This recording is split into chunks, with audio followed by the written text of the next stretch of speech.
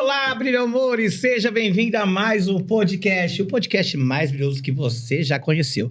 No outro podcast, a gente estava tudo meio corrido, né? Tava uma loucura, né, Mari? Tava um pouco tenso, um pouco meio nervoso. Mas saiu, viu? Saiu. E agora a gente tá mais descontraído, chegando um pouquinho mais animado, né? Não que a gente não tava da outra vez, né? Mas o frio na barriga continua. Frio? Imagina, minha filha, tava geladeira. E hoje nós trouxemos uma convidada, né, Mari? Lindíssima.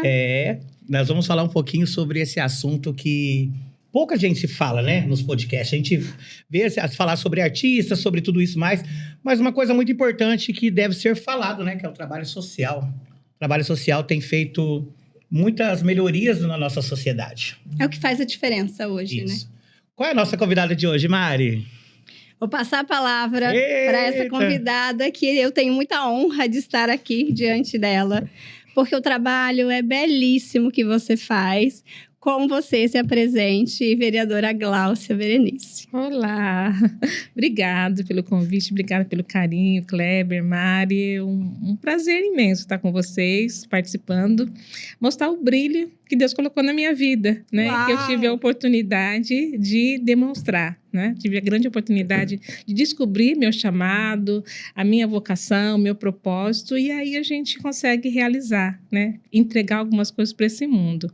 Eu sou assistente social de formação há mais de 30 anos, não vou falar a quantidade. Abafa o segredo. Abafa. E na minha trajetória, eu sempre trabalhei com crianças e adolescentes vulneráveis, em situação de muita precariedade, com mulheres também, dessas crianças, conhecendo as mães dessas crianças, as famílias dessas crianças. Então, eu sempre trabalhei com pessoas em situação de vulnerabilidade. E daí, né, foi quase que um salto, né? Me jogaram, um salto no escuro, né? Me jogaram para a política, né? E eu acabei aceitando um desafio, né? Até pela minha própria trajetória, muitos projetos desenvolvidos. E as pessoas falaram, talvez você seja uma boa vereadora. É sobre isso que a gente vai falar nesse momento, puxando o seu gancho. Você fez aí todo o trabalho social, se formou nisso. Hoje você é vereadora aqui na cidade de Ribeirão Preto. Então, eu gostaria que você falasse um pouco mais como foi isso, a sua entrada na vida pública, como você recebeu esse chamado, como você sentiu isso, porque todo o seu trabalho social puxa o gancho aí também da vida pública para ajudar as pessoas, porque não é simplesmente ser candidata, ser eleita e tudo bem. Não, o seu objetivo, pelo que eu vejo, é sim se dedicar para as pessoas. Então, fala um pouco mais sobre isso para a gente. Olha, o poder legislativo é um poder representativo. Então, você está ali numa cadeira para representar. Então, não adianta você se auto-intitular representante. As pessoas têm que ver em você que você representa uma causa, que você representa um grupo. E as pessoas que conheciam o meu trabalho na área social, elas me desafiaram a entrar, né, para a vida pública. Confiaram em você, né? Então, e isso para mim me respalda muito, né? Eu estou no 4º mandato. E me respalda porque não é uma coisa que eu queira estar, né? Mas, pelo contrário, quem me conhece até sabe que eu gostaria de estar nos bastidores.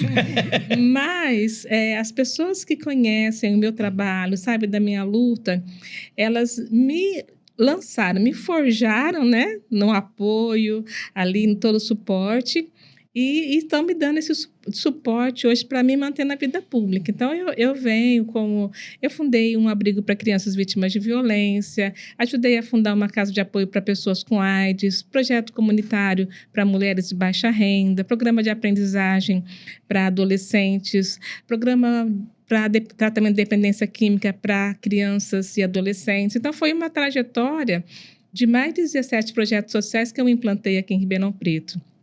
E disso me deu uma bagagem, fui conselheira tutelar também, né? E isso foi me dando uma bagagem para ver as carências, né, até no setor público. Aí você olha e fala, meu Deus, né? Quem defende a criança Exatamente. lá na Câmara, né? Quem defende os idosos e as mulheres? E eu vi que tinha essa falta de um representante que levasse essas causas mesmo da luta pelos direitos humanos, pela defesa dos mais vulneráveis. Então, foi isso que me motivou a entrar nessa seara aí, né? Legal. O Cléber talvez concorde comigo, porque essa vida pública, essa carreira toda, né, que vocês enfrentam hoje de vereadores, enfim, e aí a gente Figura sobe pública, aí, né? Isso. Representa o povo, né? É muita coisa, porque se você pegar um exemplo de Ribeirão Preto, é uma cidade muito grande. Então, a gente tem muitas pessoas para fazer e para representar. Uhum. E, às vezes, quem está ali não consegue se dedicar, né, a todas essas pirâmides ali, digamos assim. Então, é muito bonito isso e admirável em você tirar isso para se dedicar às pessoas e entender como um chamado mesmo. E eu preciso escutar essas pessoas, eu preciso estar lá. Eu vejo você, que não mede esforço para você ir em locais menos... de pessoas menos favorecidas. Infelizmente, a gente tem muito isso aqui mesmo, dentro da nossa realidade. E você está lá, você está batalhando, você está brigando. Então, é essa voz de quem não tem vez e voz que você leva lá para dentro. Então, isso é muito bonito. É verdade. E aí, pegando um gancho, né, com o tema do podcast, a gente precisa descobrir, né, que as pessoas, o brilho de cada um. Aí você pega crianças que foram vítimas de violência, né, que estão cheias de traumas, cheias de dificuldades, uma autoimagem totalmente comprometida. Uma mulher vítima de violência doméstica, um relacionamento muito abusivo. Né? Como que essa mulher vai acreditar que ela pode romper com esse relacionamento, que ela pode ressignificar a sua vida, que ela pode voltar para o mercado de trabalho, se ela parou de trabalhar 15 anos atrás, quando ela se casou, quando ela se dedicou a cuidar dos filhos.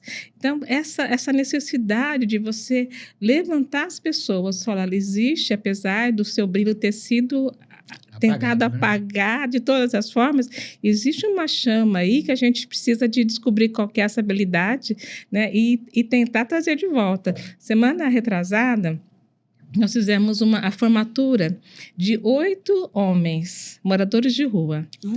Olha que bacana. Muito legal. E eles fizeram um curso de aperfeiçoamento em pintura de paredes, né? A Associação Brasileira de Pintores Profissionais, ele deu um curso desde da postura como profissional até a parte prática mesmo. Aí você vê aqueles homens no final, o discurso deles foi maravilhoso. Né? Eles estavam morando na rua mesmo, não era assim, estão lá numa casa de acolhimento, nós estavam na rua. E nós oferecemos o curso para eles como um meio de sair da rua, e como que no final eles ali de uniforme, né? A roupinha deles estava até manchada de tinta, porque eles pintaram mesmo e foram com o uniforme e ganharam, sabe, um kitzinho no final. E você, puxa vida, né? Se um deles falou, olha, agora eu vou chegar, era o Dia das Mães, né, no domingo, aí eu vou chegar para minha mãe e eu vou ter um certificado, meu primeiro diploma. Para quem não tinha nada, né? Para quem não tinha nada e está no trabalho, se formando. Assim, a família só com uma imagem negativa, ele falou, agora eu vou levar, no Dia das Mães, eu vou levar meu diploma. Então, isso é uma coisa assim que é a satisfação que a gente tem, né? De olhar para o outro como alguém que é tão digno como eu, mas que está numa situação, às vezes, porque faltou uma oportunidade, ou as oportunidades que eles tiveram, eles não aproveitaram, mas a gente tem que sempre lançar uma nova oportunidade. E o poder público te possibilita isso, você atender mais pessoas, né? Do universo que eu trabalhava numa ONG, aí você poder atender uma magnitude maior como a cidade de Ribeirão Preto, né? Você, no seu começo do seu mandato não, como é que eu posso dizer? Da sua carreira. Não, da sua carreira. Minha carreira. Que você começou, não foi diretamente como vereadora. Você fez a faculdade, né, de assistência social, tudo. Isso. Você já imaginava que você poderia chegar onde você chega hoje para representar esse povo que tem tanta vulnerabilidade? Nunca imaginei. Quem me conhece se admira, né? Encontrou as amigas da faculdade, né? Falou assim, nossa, a Glaucia sempre foi a líder da classe, a representante, cuidava da formatura e ajudava... Sempre na frente do negócio ali. Mas nunca imaginava, nem eu pensava nisso.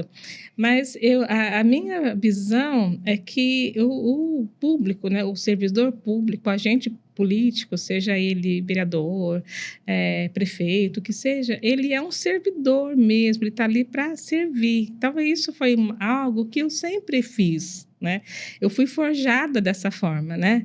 A minha formação, né, cristã me levava, desde os 15 anos, a gente fazia muito trabalho com o asilo, com a arrecadação de alimentos. Então, sempre muito forjada para isso, de uma forma natural. Mas junto a parte técnica com a parte do chamado, né? Aí eu peguei e falei, tem que aprender a fazer, porque não basta só querer fazer o bem. A boa vontade, né? E nem querer fazer. Você tem que saber fazer, né? Como é que você vai chegar lá para fazer um documento, você não sabe, né?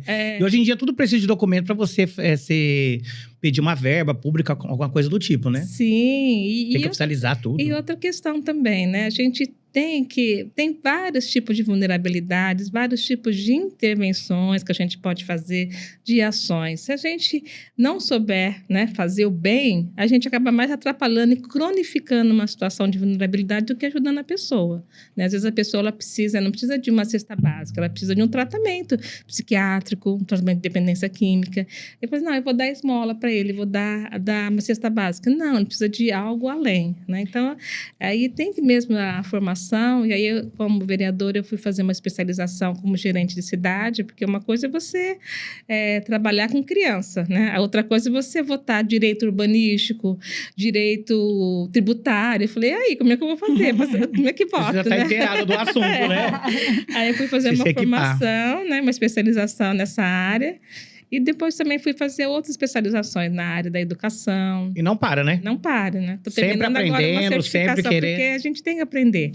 Tem que aprender. Isso muda muito. Né? Sempre.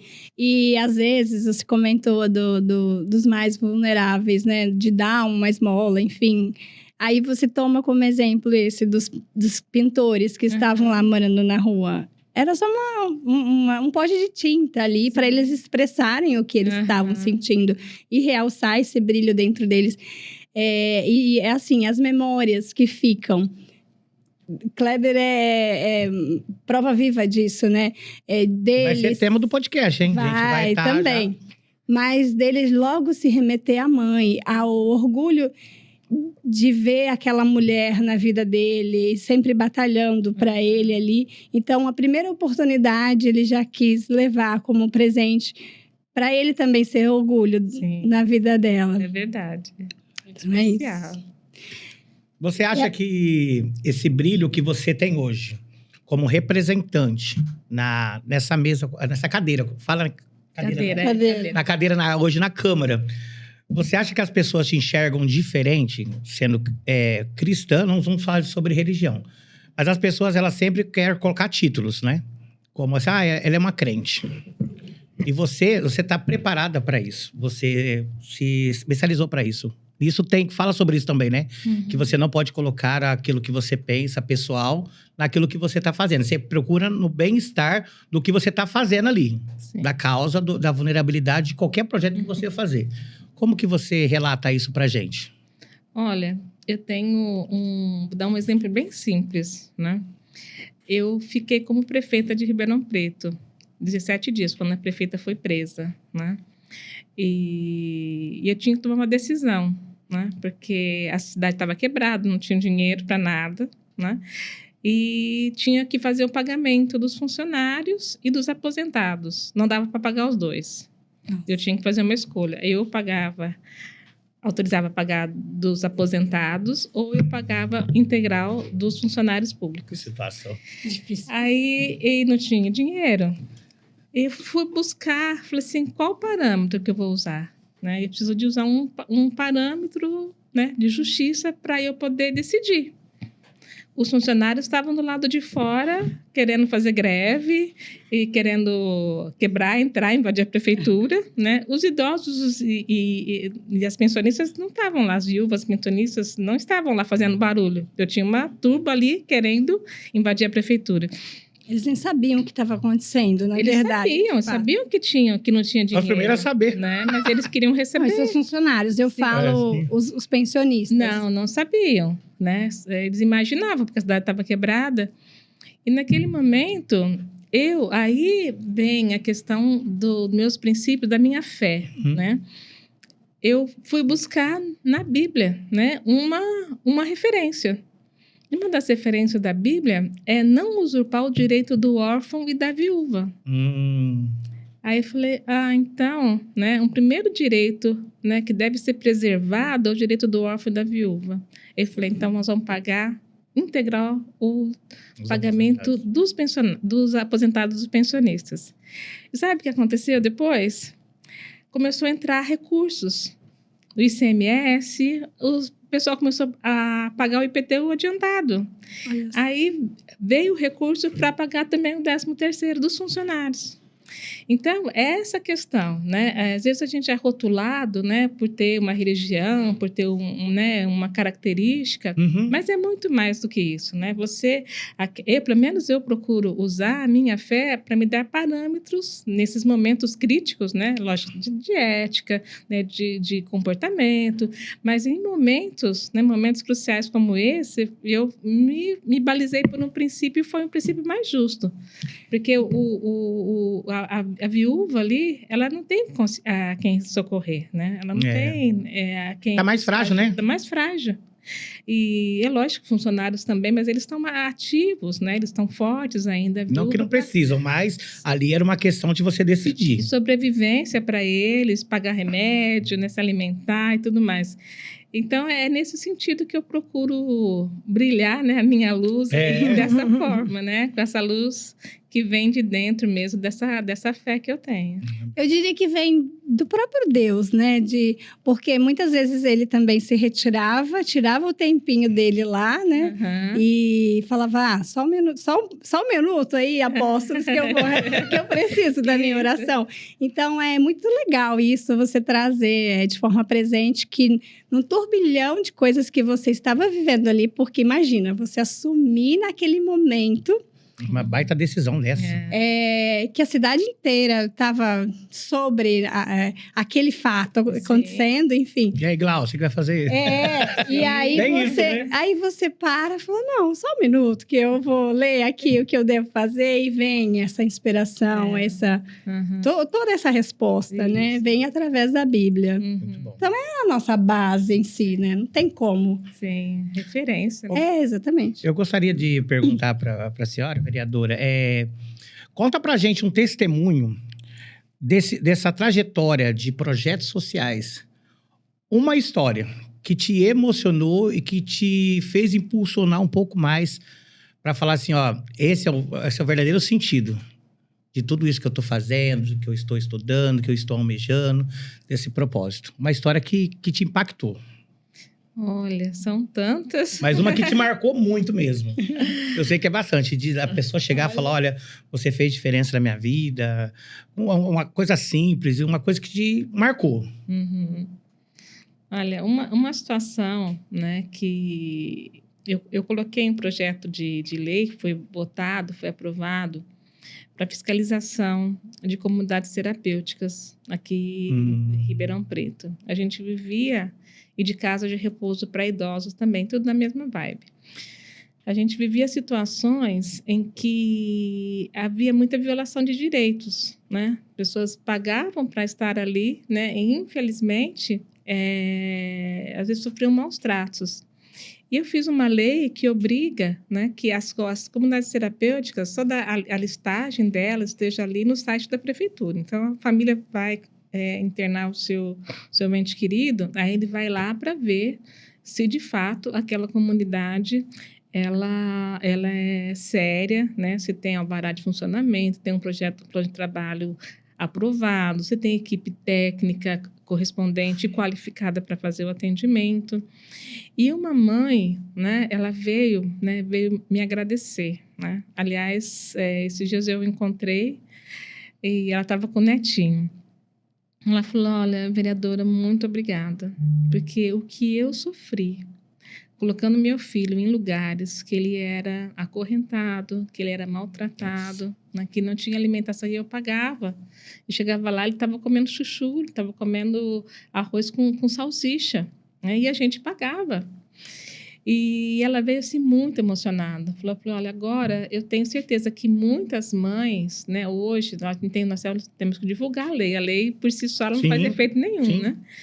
E nós fizemos, na época, uma ampla divulgação, né? E eu pude... Aquela mãe, sabe? Falou assim: olha, obrigada por esse, né? Por essa lei hoje, por essa oportunidade das mães, dos pais não caírem, né, nesse laço, né? De achar que vai deixar o filho lá e aí toda uma revolta, né? Porque às vezes ele vai sofrer um tipo de mal-trato, vai ficar revoltado com a família, né? Então, essa foi uma situação que me marcou bastante pela história que a mãe trouxe, né? De sofrimento já, de muitas internações desse filho, né? Dentro dessa pergunta ainda, pegando esse gancho, eu queria saber sobre esse projeto. Ele existe dentro de Ribeirão Preto, que atende o dependente químico gratuito pela prefeitura ou não só pela prefeitura, mas com verba do Estado? Sim, existe o programa Recomeço, que é verba estadual, e nós temos algumas comunidades. Na verdade, aqui em Ribeirão Preto só temos uma comunidade, a comunidade Viver, da Terapêutica Viver, que recebe recursos para 30 vagas, né? Então, a pessoa que ela quer, né, participar de uma reabilitação, procura a prefeitura, e ali toda a documentação, os exames clínicos que são obrigatórios, né, de serem feitos, e depois ele é encaminhado, tanto homem como mulher, ou para Ribeirão Preto, essa clínica conveniada, ou para outras do estado de São Paulo, onde ele vai passar pelo tratamento. Então, existe esse tratamento gratuito, poucas pessoas sabem, né? Mas existe essa disponibilidade de recursos do estado, né, para pagar o tratamento. Que já é uma situação tão dolorosa que as famílias passam. E tem famílias que não têm condições mesmo. Então, bacana saber disso, que a prefeitura, o estado dá esse respaldo todo. É verdade. Agora a gente muda um pouco de assunto, porém a gente continua falando do seu cuidar, né? E com as crianças agora. A gente sabe que você está diante aí de uma causa muito dolorosa e sensível, que é o abuso sexual infantil. E a gente viu recentemente aí que uma criança passou ainda com cordão umbilical. Então, assim, são situações que a gente nem imagina que acontecem na nossa realidade. Você está diante desse projeto, como que você recebe esses casos? Eles chegam até você, você filtra, você direciona. Como que você coordena esse projeto todo? E os casos aqui em Ribeirão têm aumentado? Como que está essa realidade hoje? Olha, Mari, eu já passei por várias fases, né? Eu já atendi crianças, eu já atendi bebês de 1 ano e 6 meses abusados sexualmente. Meu Deus. Já trabalhei como conselheira tutelar, como assistente social, atendendo as crianças e as famílias, né? Como conselheira tutelar também atendendo as vítimas e as famílias. E agora eu trabalho na prevenção, trabalho muito na prevenção. O que acontece?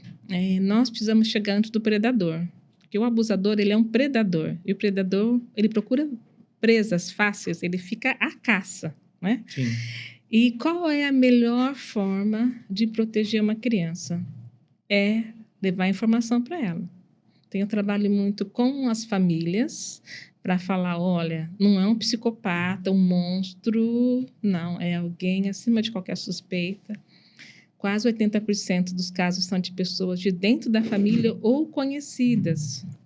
Que é pior ainda, né? E acontecem dentro da residência. Então, não é lá fora, não é, sabe, na rua. Não, é dentro de casa. Então, a família tem que ter um olhar treinado, né, para saber como que esse predador fica observando. Tem um pedófilo americano, essa semana, ele falou assim, sendo entrevistado, ele falou, como que você escolhe a vítima?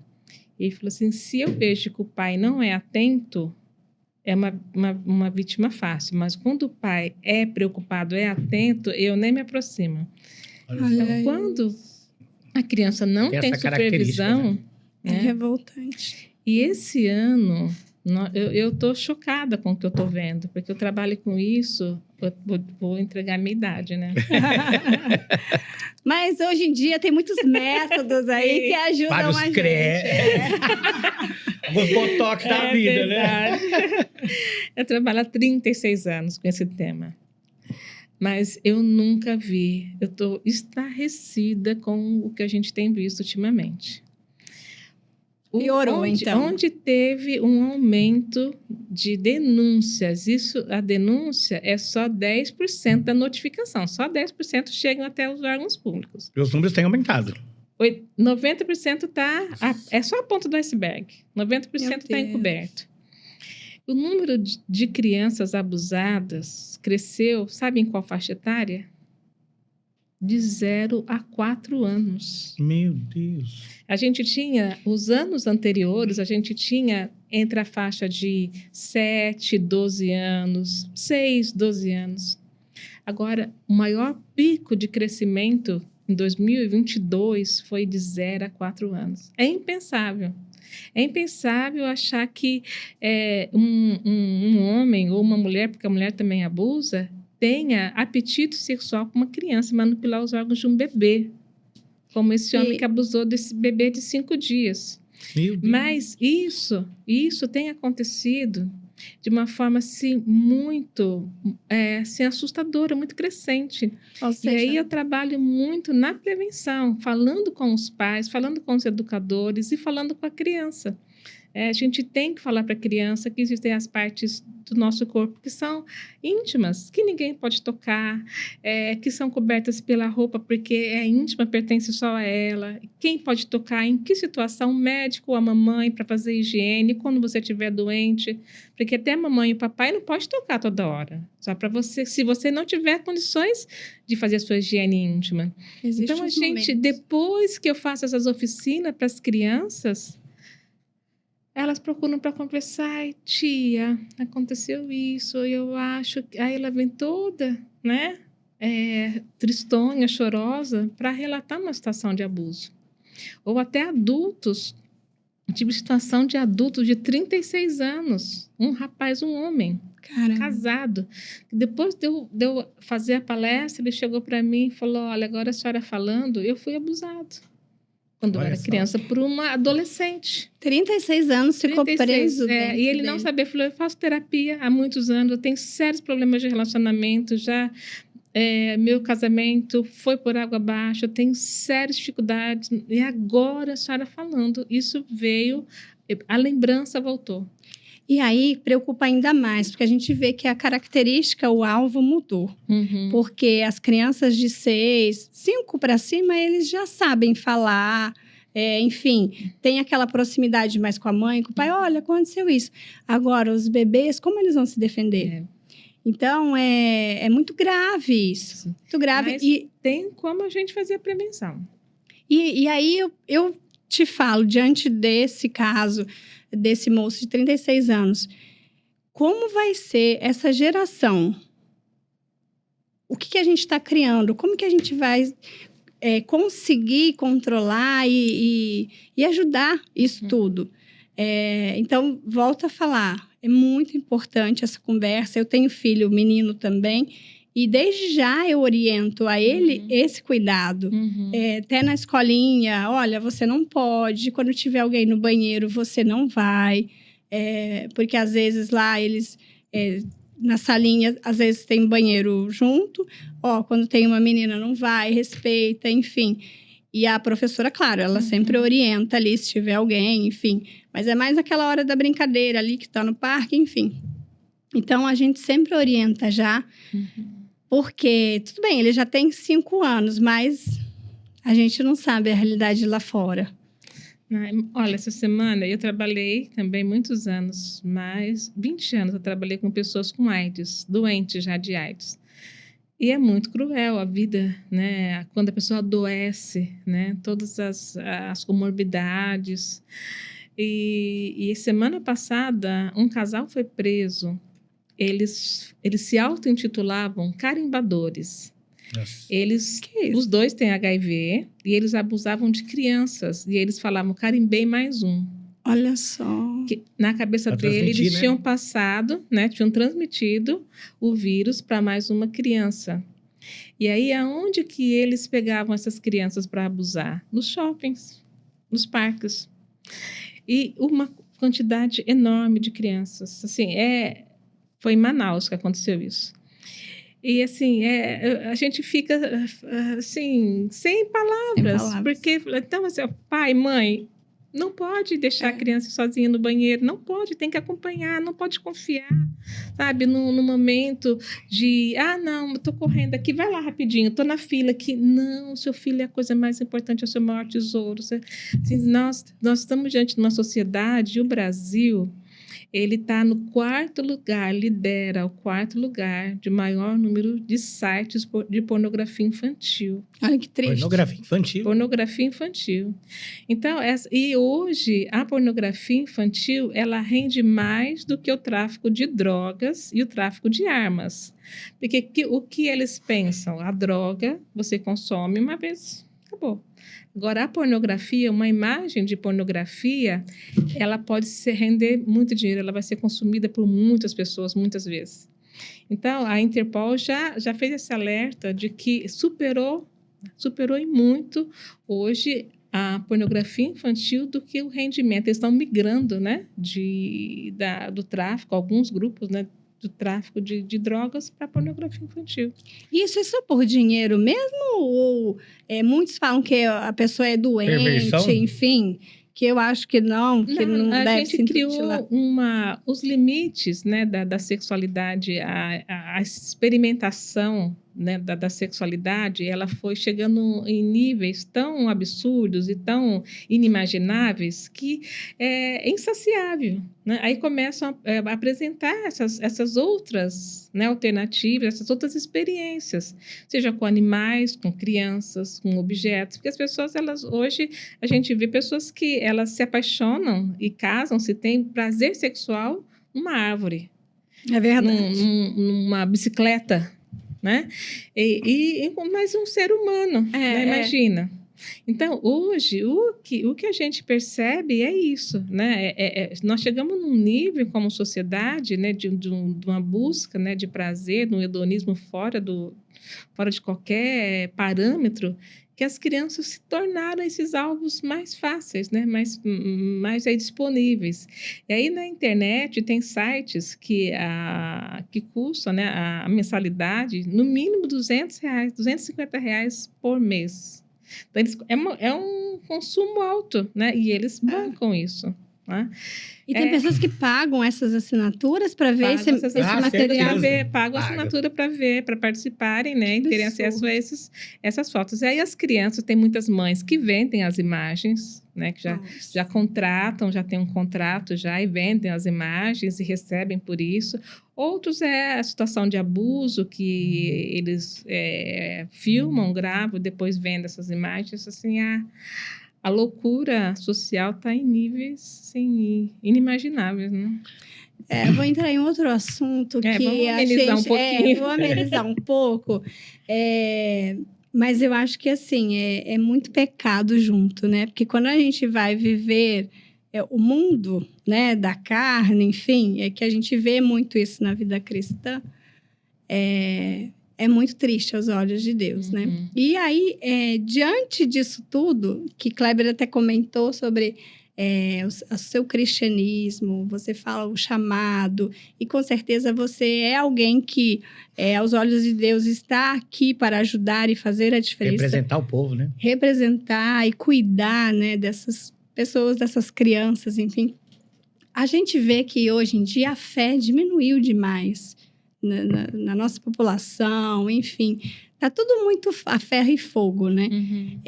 Na sua opinião, o que você vê? O porquê disso? Por que esse distanciamento dessa vida cristã, de todos esses ensinamentos que Deus deixou para a gente? Por que não seguir, né?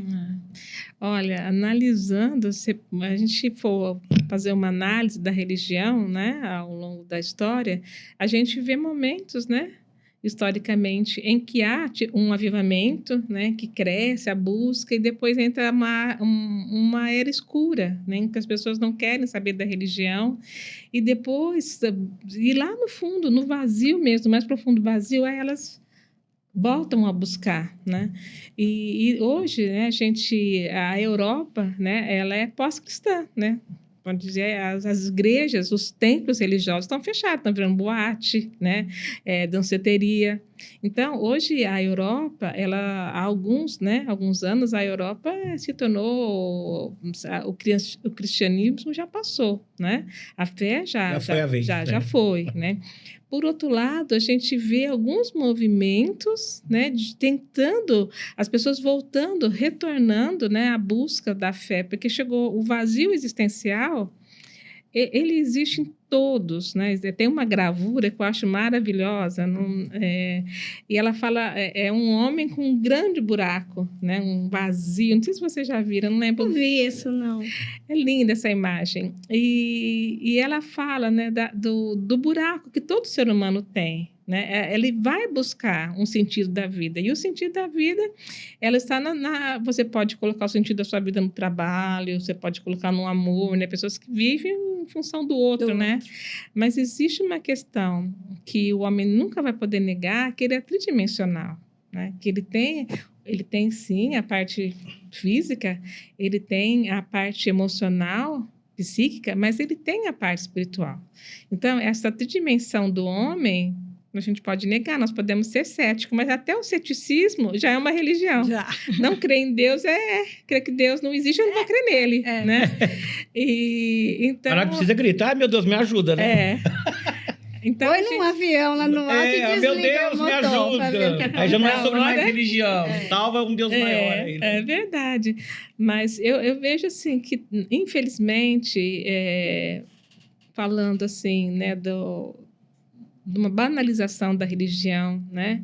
Você tentar vender as coisas de uma forma, vender Deus, né? De uma forma fácil, palatável, né?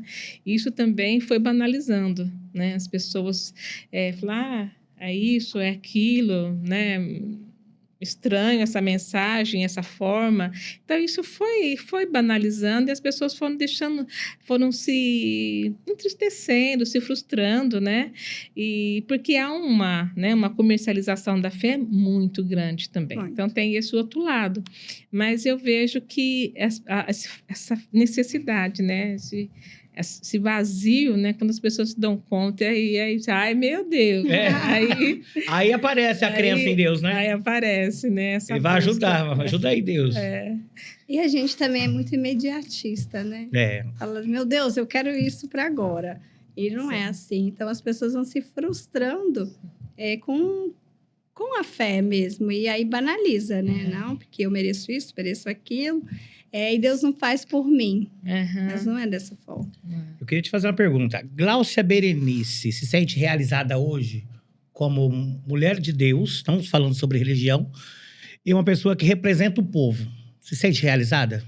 Eu me sinto realizada. Eu sou uma pessoa que acredita muito nas pessoas, né? Primeiro em Deus, né? Sim. Mas nós já falamos sobre isso. Mas acredito, eu olho para o outro e eu vejo que a pessoa merece, tem direito a uma vida digna, aos mesmos recursos que eu tenho, as mesmas possibilidades que eu tenho. E quando você está num cargo, né? Eu tive como secretária da Assistência Social há 1 ano e 4 meses. Eu tive a oportunidade de viabilizar uma série de projetos, e isso me deu um senso de realização muito grande, né? Tem, lógico, tem muitas coisas ainda, muitos sonhos, muitos projetos, mas quando a gente encontra sentido, né? A gente consegue realizar. né? Então, você, olha, esse momento aqui não vai voltar. Não Por mais que você vai. você se sinta algumas vezes com os braços cruzados, mas fala assim, ó, até onde eu consigo fazer, até o que eu não consigo, você se sente realizada, mesmo assim. Sim, é Porque verdade. não depende, depende da situação, não depende de você. Sim, eu lembro na época, quando eu estava como vereadora, eu denunciava muita coisa errada. Vivia denunciando, né? Vivia apontando, apresentando. A gente fala representar, né? Ia lá no Ministério Público, representava uma denúncia. 1 ano, 2 anos, 3 anos, 4 anos, assim, aquilo... Nada, né? Você cansativo. olhava e falava, meu Deus, Tudo né? em vão, né? É Nossa, tudo tô em só... vão. Isso nunca vai acabar, né? Eu olhava para quem estava no poder e falava, isso nunca vai acabar, porque eles têm tanta força política, eles têm tanto dinheiro, eles têm tanto, né? E naqueles momentos, eu me apegava, sabe, numa visão que eu tinha. Eu falei, olha, eu estou aqui representando, né, um povo que clama por justiça, que quer justiça. Então, eu não vou esmorecer. O movimento é para eu vazar, como diz os meninos, né? Tô Para eu incomodando abandonar aqui. e ir para casa, cuidar. Porque tem da essa, minha né? Que eles vida. assim, ó... Nossa, essa aí vai dar trabalho pra gente. Não é forte, mas ela vai dar trabalho. É. Porque ele sabe, quanto mais você bater na treca devagarinho, uma hora alguém vai falar assim, poxa, por que ela tá tão interessada em mostrar isso que tá errado? E aí, Isso vai, com o tempo, foi incomodando eles. Sim, sim. E depois, quando aconteceu a Operação Sevandija, eu vi, uau, valeu a pena, né? Porque tinha dia que eu Todos os falava, esforços. não, eu não vou voltar mais, eu não aguento mais, eu não tenho força mais para lutar contra esse sistema, não tenho, não aguento, não, sabe? Nós não éramos, eu não era sozinha, tinha um grupo de vereadores, né? Mas por ser mulher, é muito mais difícil, né? É onde que você tem a força. Era uma prefeita mulher também, então parecia, falava que eu tinha inveja, que eu tinha despeito. Eu falei, não, eu dou prova, né? Isso aqui é prova, né? De corrupção, de desvio, né? Olha só. Então, aí quando... Mesmo com o documento ainda não ia? Não, demorou, mas veio. Aí investigaram, né? Deu no que deu, né? Deu prisão, deu, né? Tudo que Olha deu, só. tudo que aconteceu, graças a Deus. E valeu a pena. Valeu a pena, né? Foram quase 6 anos de muito sofrimento, muita humilhação, sabe? Ameaças que eu sofri, ameaças... Poucas pessoas sabem, mas durante um tempo eu fui escoltada pela polícia. A polícia me pegava na minha casa, me deixava na Câmara, depois acabava meu trabalho, me deixava em casa de novo durante muitas semanas. Sem poder sair de casa. Como que Aí eu ia dormia, trabalhar, né? mas eu ia escoltada pela polícia, pelas ameaças que eu sofri. Né? Olha só. Por fazer o que é certo. Né? E, então, assim, foi um preço muito alto, mas valeu a pena. Valeu a pena. Olha só. É aquela coisa, né, dos valores invertidos, que o errado é o certo e o certo é errado. É. Né? Então, A você gente não vai... poder sair de casa, ter a família, né, ficar ali com aquela tensão. Mas deu tudo certo. No final deu tudo certo. Que bom. Vamos falar um pouquinho sobre o Rio Grande do Sul? Vamos lá. Pode falar. Foi muito triste isso tudo que aconteceu. A gente não entende os propósitos de Deus, né? Volto a falar que, primeiro, né? Ele acima de tudo. Mas eu tive amigos, enfim, que sofreram muito com as perdas de casas, da água entrando. E até numa outra enchente que teve, que foi, acho que, se eu não me engano, em setembro do ano passado. A água entrou na casa do meu tio lá. Então, eles moram muito próximo do Rio Guaporé, isso mais no interior. Uhum. Agora foi mais litoral, na região ali do Vale, do Taquari e tudo mais. É um rio muito grande que passa ali mesmo e se encontra com o mar e, assim, a água tem muita força, né? Uhum. Então, aconteceu tudo que a gente já tomou conhecimento, mas eu queria saber de você, se você esteve à frente aí de alguma campanha de ajuda, de mobilização, o que a cidade fez para ajudar o pessoal de lá? Olha, a cidade de Ribeirão é uma cidade muito solidária, né? Então, eu vou falar pela Câmara Municipal, que é onde eu estou, né? Nós fizemos uma ampla campanha, muita divulgação, foram toneladas. Eu ia trazer o número que acabei esquecendo. Foram vários caminhões que saíram da Câmara Municipal. Olha Na sexta-feira saiu outro caminhão para levar, né, mantimentos para as pessoas dos desabrigados, né? Alimentação, água e roupas também para os desabrigados. Uma outra frente que eu procurei atuar, infelizmente, a gente teve notícia de muitos casos de abuso sexual de crianças e mulheres nos acolhimentos, ali nos abrigos improvisados, né? Aconteceu muito caso. Eu sou educadora, né? Tenho uma formação em educação sexual e emocional. Temos vários no Brasil todo, naquela região do Sul, então nós começamos a divulgar e levantar profissionais para estarem indo para lá, terapeutas, irem para lá para ajudar essas pessoas que estavam ali, dar o suporte, e também voluntários para trabalhar nos acolhimentos, nos banheiros, nos locais onde essas pessoas estavam alojadas. Nós conseguimos levar muitas pessoas no final. Tem até um grande amigo, o Dr. Guilherme Shelby, que é procurador da República. Ele fez uma capacitação, semana toda passada ele esteve lá. Então, nós estamos num grupo mobilizando a proteção da criança, né? Que além da questão do mantimento, do suporte material, né? Tinha essa outra questão que a gente não imaginava que ia acontecer, mas aconteceu, né? A perversão ela não tem limites, né? Até na forma de tragédia, eles aproveitam para atuar, para tirar vantagem, né? E agora, né, eu estou ajudando, como membro de uma igreja, nós vamos socorrer uma cidade, São Leopoldo. Então, nesse próximo domingo, até vou aproveitar para fazer a campanha, né? Nós vamos estar levando materiais para reconstrução, né? Então, as águas baixando, eles vão reconstruir as casas, ajudar, né, as pessoas ali na reconstrução, seja eletricista, encanador, faz tudo, pedreiro, o que for, olha, né? As pessoas vão para lá para fazer a reconstrução, né? Tem um amigo que está indo agora, que vai trabalhar só com notebook e celular. Ele falou, olha, eu vou lá recuperar o equipamento, né? Precisa, né? Precisa retomar tudo. Sim. A cidade foi devastada, né? Sim. Então, assim, agora é hora de se mobilizar em tudo. Em todos os aspectos. Eu achei interessante esse meu amigo, ele me pediu Cada um usa as armas que pode, né? Para ajudar. Aí eu falei, mas o que você vai fazer lá? Né? Ele falou assim, não, eu vou com o meu equipamento, com a minha maletinha, vou sentar lá na praça e quem tiver equipamento para consertar, eu vou consertar. Está levando um monte de equipamentos eletrônicos, vamos precisar, né, para o reparo.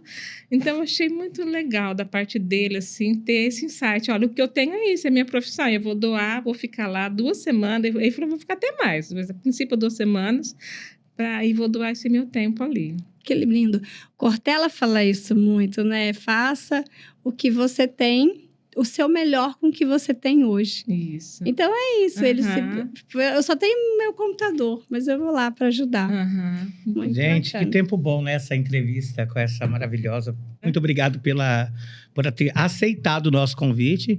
E vamos ter mais oportunidades. A gente vai chamar você para outros temas. Obrigada, né, Mari? Depois você volta e conta como foi lá a experiência. É verdade.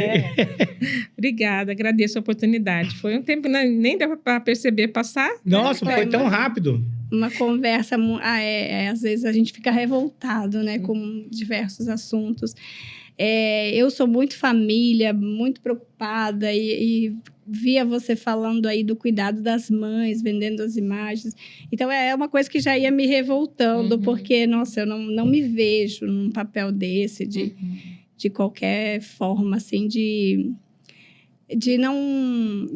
agora me fugiu a palavra, mas respeitar o meu filho.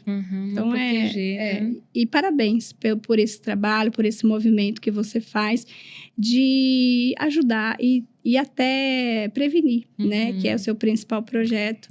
Essa prevenção para que muitas crianças não passem por esse trauma tão doloroso. Obrigada. E muitas até perdem a vida. Sim. Né? Sim. Então, vítimas fatais. Exato. Aí eu já quero me convidar para vir aqui em agosto. Eita, claro. Agosto ou setembro, nós fazemos uma prevenção a uma síndrome alcoólica fetal. Eu tenho uma parceria com a Universidade Federal do Rio de Janeiro e a Aliança Francesa prevenção a essa síndrome. Aí eu quero vir falar aqui, né? Uma série Já está de convidada, né, Mari? problemas, Super, deformidades. Vamos agendar. E a gente faz capacitação, treinamento de profissionais, né? E aí eu quero vir falar um pouquinho sobre isso. Vamos pôr isso para fora. Vou deixar o trazer. material aqui para vocês verem. E Tem nome? O síndrome? é síndrome alcoólica fetal. São uma série de problemas que a criança pode desenvolver, né? Até desde do aborto, né?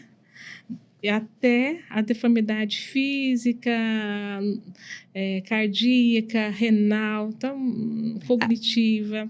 E é só a mulher não beber durante a gravidez. Não precisa ficar abstêmia o resto da vida. É só... Só um período de 9 meses, né? É só 9 meses, né? A gente pode já que divulgar fez, né? esse? Pode. Aí depois, quando nós tivermos a programação, que é um mês todo de atividades, aí eu gostaria de ter a oportunidade de divulgar. Claro, vamos sim. E se tiver uma forma que a gente possa ajudar também, de levar de outra forma e participar de algum movimento, legal. conte com a gente, que eu vou. Gente, só fazendo uma correção aqui do podcast passado, a gente não falou dos patrocínios, gente. Foi uma gafe terrível. A gente já vai mesmo. consertar aqui já. Acontece. Corrige aí, Cleber. Cesário Store, que é da minha amiga, grande amiga e apresentadora junto comigo. Agora também nossa assessoria, estilo imagem, Alexandra Paixão, que está com a gente aqui no estúdio. E também Peixaria Amazonas, Drissa Venhago, Galeria Galileu, Valéria Benedini, Mirage Ótica e alguns outros mais. E o nosso estúdio E o aqui. nosso estúdio, como poderia deixar a gente falar desse estúdio que tem recebido a gente de portas abertas e tem entregado um material de excelente qualidade, gente. Bolinho, café, tem Maravilhoso, top demais, top de linha. Nós vamos encerrando aqui mais um não, né? É mais um, né? Mais um de um. Mais um de um do próximo de outro, né? Exatamente. Não engasguei dessa vez, não gaguejei, você viu, né? Foi show. Esse podcast, gente, que foi brilhoso, como vai ser sempre, de todos que vão passar por aqui, todos os convidados, que são excelentes convidados, nós escolhemos a dedo, são convidados brilhosos mesmo. Então, eu espero que você tenha gostado, que você possa curtir, compartilhar, assinar ativar o sininho. Já comecei, meu Deus do céu. E desejar para você muitos brilhos no seu coração, na sua caminhada, na sua trajetória. E use o seu brilho para fazer a diferença na vida do brilho do outro. Assim como a nossa amiga aqui, Glaucia Berenice, faz diferença na vida das pessoas, que você possa fazer a diferença aí no seu dia a dia, no seu trabalho, onde você estiver, que você possa esbanjar brilho, mais brilho com a sua presença, com o seu sorriso, né, com a sua energia. Não deixa as pessoas apagar o seu brilho não, viu? Beijo, queridos. Até o nosso próximo podcast.